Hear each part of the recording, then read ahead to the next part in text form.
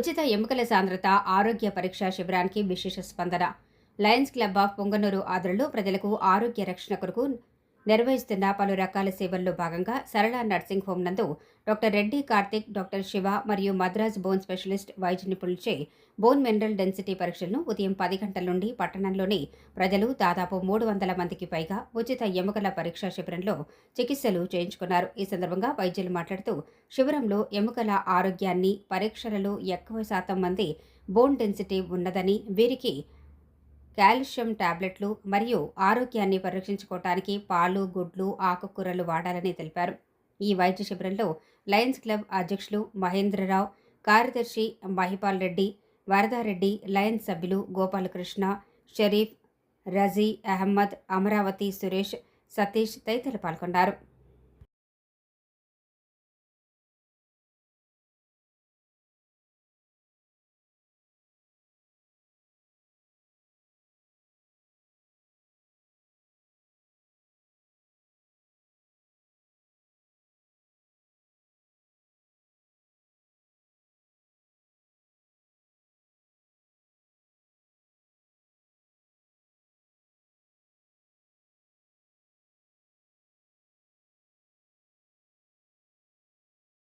మా లయన్స్ సభ్యులు అందరూ కూడా మహేంద్రరావు గారి ఆధ్వర్యంలో మరియు సెక్రటరీ మహిపాల్ రెడ్డి గారి సంయుక్త ఆధ్వర్యంలో నిర్వహిస్తున్నటువంటి ఈ సంవత్సరానికి మొదటి బోన్ డెన్సిటీ టెస్ట్.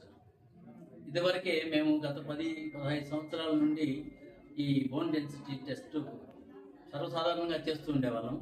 ఈ మధ్యలో దాదాపు 5-6 సంవత్సరాలు బాగా గ్యాప్ వచ్చింది.